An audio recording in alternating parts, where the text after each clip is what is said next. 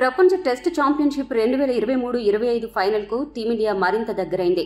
గెలుపు అసాధ్యమనుకున్న మ్యాచ్లో రోహిత్ సేన దూకుడుగా ఆడి ఫలితాన్ని రాబట్టింది. అలా కాన్పూర్ టెస్టులో గెలిచి ఈ సీజన్లో 8వ విజయాన్ని నమోదు చేసి పాయింట్ల పట్టికలో తన అగ్రస్థానాన్ని మరింత పటిష్టం చేసుకుంది. ఇక ఇదే క్రమంలో రోహిత్ సేన విజయాల శాతం 74.24కి చేరుకోవడంతో టాప్లో కొనసాగుతోంది.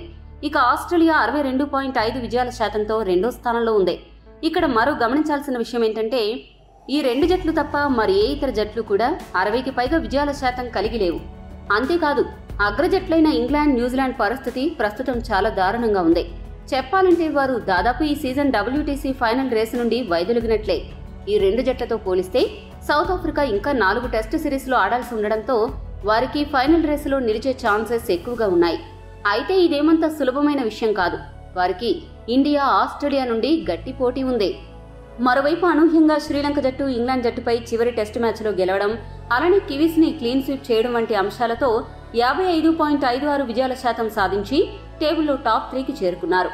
అయితే ప్రస్తుతం ఫామ్ అలానే పరిస్థితులను గమనిస్తే దాదాపు టీమిండియా, ఆస్ట్రేలియాని మరోసారి WTC ఫైనల్ పోటీ పడబోతున్నట్లు అర్థమవుతుంది. ఇటువంటి నేపథ్యంలో టీమిండియా, ఆస్ట్రేలియా జట్లలో ఎవరు ముందు ఫైనల్ బెర్త్ కన్ఫర్మ్ చేసుకోబోతున్నారు అనే చర్చ ఆసక్తికరంగా మారింది. ఆ వివరాలు చూసుకుంటే రోహిత్ సేనకే ఆస్ట్రేలియా కంటే ముందు WTC తుదిపోరుకు అర్హత సాధించే అవకాశాలు ఎక్కువగా ఉన్నాయి. ఎందుకంటే రోహిత్ సేన ఇంకో 3 మ్యాచ్ల్లో గెలిస్తే ఎలాంటి సమీకరణాలతో సంబంధం లేకుండా నేరుగా తుది పోటీకి అర్హత సాధిస్తుంది. కాగా భారత్ జట్టు తదుపరి స్వదేశంలో న్యూజిలాండ్తో 3 టెస్టులు ఆడనుంది.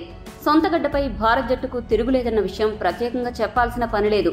కాబట్టి టీమిండియా కివీస్ జట్టును 3-0తో క్లీన్ స్వీప్ చేసిందంటే ఫైనల్ బెర్త్ ఖరారైనట్లే. అలా జరిగితే ఆ తదుపరి ఆస్ట్రేలియా పర్యటనలో ఆడుతున్న 5 టెస్టుల్లో ఫలితం ఎలా ఉన్నా మనకు ఎటువంటి నష్టమూ ఉండదు.